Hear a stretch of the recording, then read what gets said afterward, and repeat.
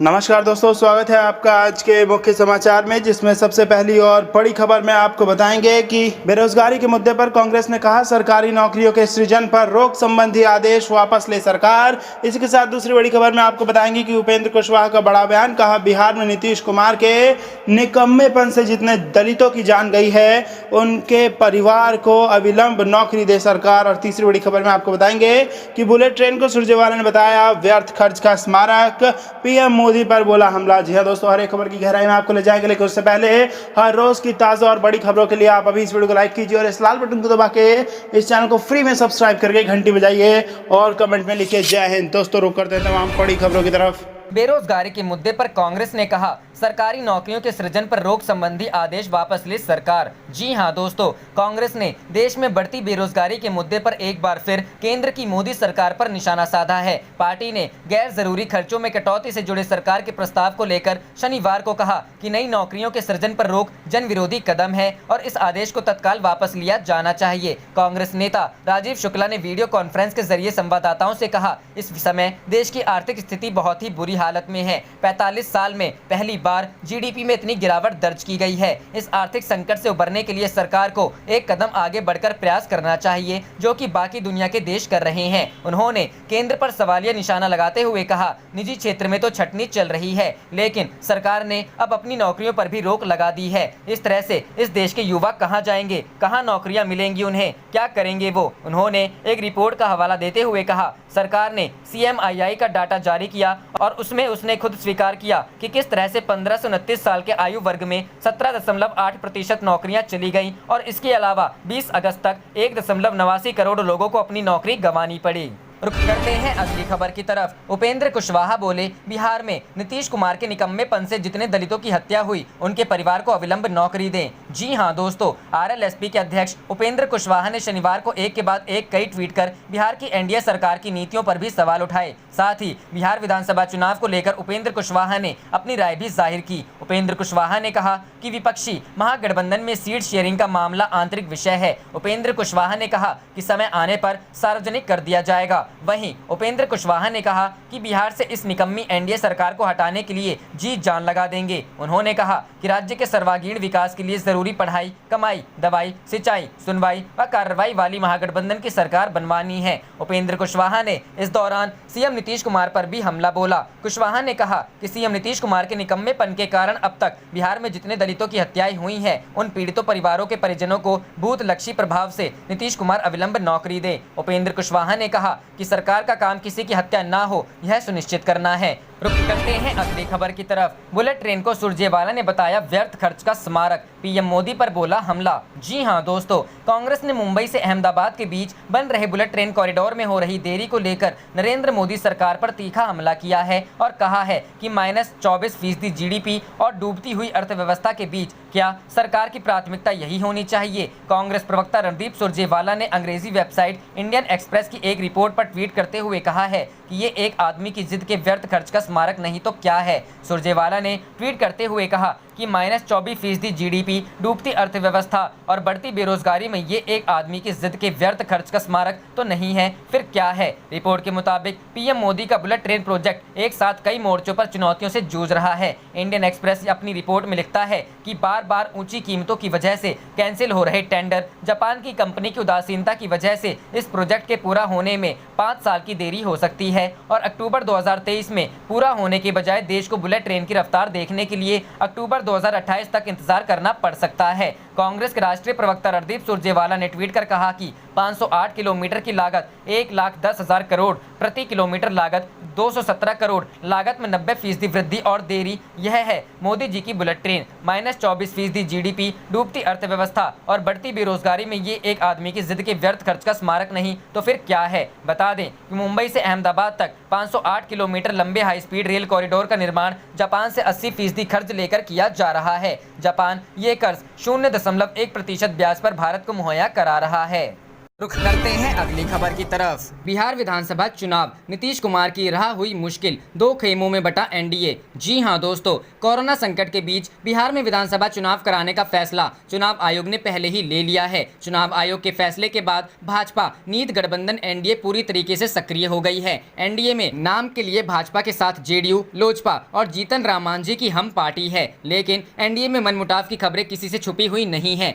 दो खेमों में बटा एनडीए। एक तरफ लोजपा कह रही है कि उनका गठबंधन जेडीयू नहीं बीजेपी के साथ है, वहीं दूसरी ओर एनडीए में शामिल होने से पहले जीतन राम मांझी की पार्टी ने कहा कि वह बिना शर्त एनडीए में जेडीयू को मजबूत करने के लिए शामिल हो रहे हैं। लोजपा और हम पार्टी के वक्तव्य से साफ है कि अब एनडीए दो खेमों में बंट चुका है। खबर ये भी आ रही है कि एनडीए के अंदर ही एक दूसरे के खिलाफ पार्टी सुप्रीमो चुनाव लड़ेंगे। जीतन राम मांझी की चेतावनी। एनडीए में शामिल होते ही जीतन राम मांझी ने लोजपा के खिलाफ मोर्चा खोल दिया है। जीतन राम मांझी ने कहा कि चिराग कहते हैं कि जहां जेडीयू के उम्मीदवार होंगे वहां उनके लोजपा के भी प्रत्याशी होंगे। उन्होंने कहा कि अगर यही स्थिति रही तो हम पार्टी भी एलजेपी के खिलाफ विधानसभा चुनाव में अपना उम्मीदवार उतारेगी। मांझी ने चिराग को सलाह दी है कि अगर एनडीए में सब मिलकर साथ रहेंगे तो बिहार और देश के लिए सही रहेगा। सभी 243 सीटों पर एलजेपी की तैयारी। हम इन सबके बीच जेडीयू के नेता भी बीच बीच में चिराग पासवान और उनकी लोक जनशक्ति पार्टी पर निशाना साधते नजर आए। जेडीयू और लोजपा के बीच की दूरी किसी से छिपी हुई नहीं है।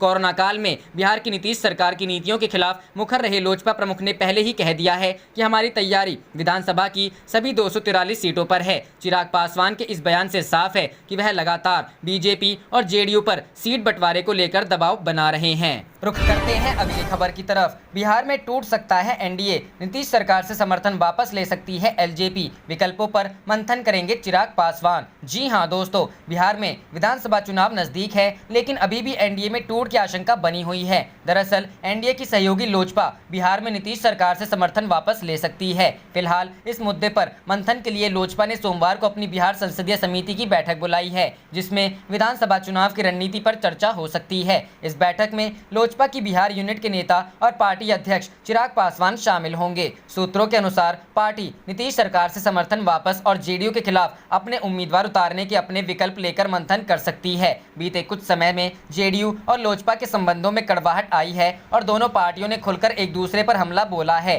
बता दें कि हाल ही में हिंदुस्तान आवाम मोर्चा ने महागठबंधन से नाता तोड़कर एनडीए का दामन थामा है। माना जा रहा है कि नीतीश ने लोजपा को काउंटर करने के लिए ही जीतन राम मांझी के नेतृत्व वाली हम पार्टी को एनडीए में शामिल कराया है। दरअसल लोजपा प्रमुख चिराग पासवान लगातार नीतीश कुमार और उनकी सरकार पर निशाना साध रहे हैं। लोजपा का आरोप है कि नीतीश कुमार बिहार में लोजपा को साइडलाइन करने की कोशिश कर रहे हैं। लोजपा ने हाल ही में बिहार के अखबारों में फ्रंट पेज पर विज्ञापन दिया है, जिसमें इशारों में नीतीश कुमार सरकार पर भी निशाना साधा गया है। विज्ञापन में एक पंचलाइन लिखी है, जिसमें कहा गया है कि वो लड़ रहे हैं हम पर राज करने के लिए और हम लड़ रहे हैं बिहार पर नाश करने के लिए। रुख करते हैं अगली खबर की तरफ। बिहार में शराब माफिया के खिलाफ पुलिस कार्रवाई न होने से खफा महिलाओं ने खुद खोला मोर्चा। जी हां दोस्तों, बिहार में शराबबंदी के बाद भी कई जगहों पर धड़ल्ले से देसी शराब बनाकर बिक्री की जा रही है। यही नहीं, शराबी खुलेआम शराब पीकर उत्पात भी मचा रहे हैं। पुलिसिया कार्रवाई नहीं होती देख जीविका की महिलाएं शुक्रवार को खुद आगे आ गईं। मामला मानसी थाना क्षेत्र के फेनगो गाँव का है। महिलाओं ने बताया कि गाँव में आधा दर्जन से अधिक जगहों पर देसी शराब बनाई और बेची जा रही है। सुदूर इलाके में गांव रहने के कारण पुलिस भी यहां यदा कदा ही आती है। ऐसे में गांव की महिलाओं को शराब बनाने वालों के खिलाफ आगे आना पड़ा। गांव और जीविका से जुड़ी महिलाएं जमा हुई और शराब की भट्टी चलाने वालों के घर पहुंच गईं। महिलाओं ने एक जगह शराब बनाने वाला का सामान पकड़ा, दूसरी जगह शराब की भट्टी तोड़ी। इसके बाद गाँव में बैठक कर शराब को बंद करने के लिए कहा गया। बैठक में साफ कहा गया कि अगर शराब का धंधा बंद नहीं किया गया तो सभी के खिलाफ थाना में भी लिखित शिकायत की जाएगी। इधर मानसी के प्रभारी थानाध्यक्ष संतोष कुमार झा ने बताया कि पुलिस की जागरूकता के कारण अब समाज के लोग भी इस मामले में सक्रिय हो रहे हैं। अब ग्रामीणों का भी सकारात्मक सहयोग मिलने लगा है। पुलिस शीघ्र शराब के धंधेबाज के विरुद्ध कार्रवाई करेगी।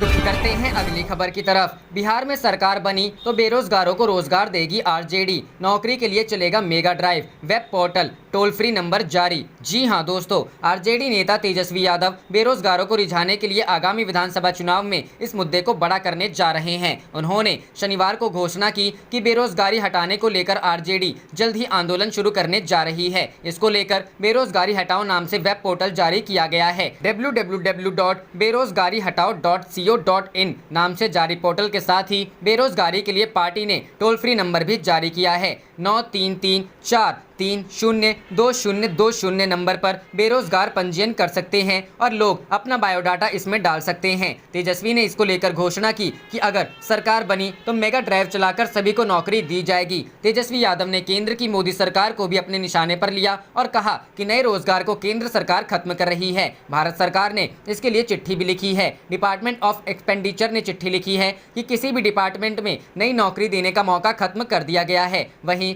बिहार में नीतीश की आत्मा सोई हुई है, अब यह जागेगी भी नहीं। अगर मेरी सरकार बनी तो बिहार में स्थायी नौकरियां देने का काम करूंगा। आखिर समय पर परीक्षा और रिजल्ट देने में क्या परेशानी है। तेजस्वी ने कहा कि बिहार में IT पार्क लगाया जा सकता है। पर्यटन उद्योग को और बढ़ावा देने की जरूरत है। फूड प्रोसेसिंग यूनिट लगाकर रोजगार दिया जा सकता है। सेस जैसे नियम बिहार में क्यों नहीं लाए जा सकते। उन्होंने यह भी घोषणा की कि इसको लेकर जल्द ही लोगों के बीच ब्लूप्रिंट सामने लाएंगे। उन्होंने कहा कि बेरोजगारों को कैसे काम उपलब्ध करवाया जाए, इसको लेकर जानकारों से लगातार बात भी कर रहा हूं। बता दें कि शुक्रवार को उन्होंने एक बयान में कहा कि युवाओं का वर्तमान और भविष्य बर्बाद करने वाले आदरणीय नीतीश कुमार जी, आपसे यह करणबद्ध प्रार्थना है कि आप दलगत राजनीति से ऊपर उठकर बिना डरे बेरोजगारी, पलायन और रोजगार सृजन जैसे सबसे अधिक प्रासंगिक और ज्वलंत मुद्दे पर ईमानदारी से बोलिए। उन्होंने कहा कि बिहार में बेरोजगारी दर सबसे अधिक है। 46.6% बेरोजगारी दर का अर्थ है कि बिहार का लगभग हर दूसरा युवा बेरोजगार है। बयान में तेजस्वी ने कहा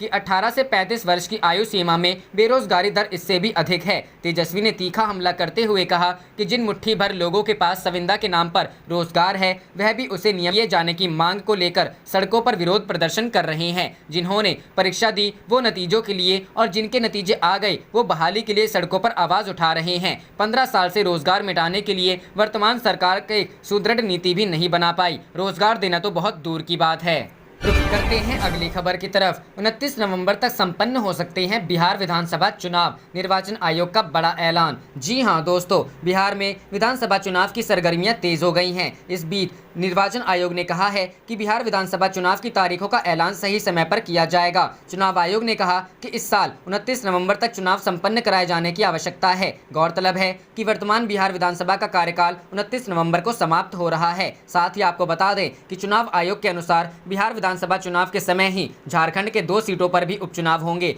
चुनाव आयोग के मुताबिक बिहार विधानसभा चुनाव को 29 नवंबर 2020 से पहले पूरा कराना है। उसी समय के आसपास विभिन्न राज्यों की 65 विधानसभा और 1 लोकसभा सीट पर उपचुनाव कराया जाएगा। कोरोना काल में पहली बार किसी राज्य में विधानसभा चुनाव होंगे। चुनाव आयोग ने चुनावों के लिए दिशा निर्देश जारी कर दिए हैं। इस बार चुनाव बेहद अलग तरह से होंगी। बूथ की संख्या से लेकर चुनाव में कर्मचारी भी अधिक लगाए जाएंगे। हर बूथ पर सोशल डिस्टेंसिंग का भी ख्याल रखा जाएगा। बिहार में सभी पार्टियां पहले ही वर्चुअल चुनाव प्रचार की तैयारियों में जुट गई हैं। निर्वाचन आयोग ने पहले ही कहा था कि कोरोना और बाढ़ग्रस्त बिहार में तय समय पर चुनाव होंगे। हालांकि विपक्षी दलों समेत NDA में शामिल LJP ने बिहार में चुनाव टालने की मांग की थी। वहीं झारखंड के दुमका और बेरमो में होने वाले उपचुनाव को लेकर BJP के प्रदेश महामंत्री समीर उरांव ने कहा कि ये चुनाव का मामला है, तारीख कब आती है ये भी उनका विषय है। BJP 365 दिन संगठन के काम में जुटी रहती है। जब भी तारीख आएगी BJP चुनाव के लिए तैयार रहेगी।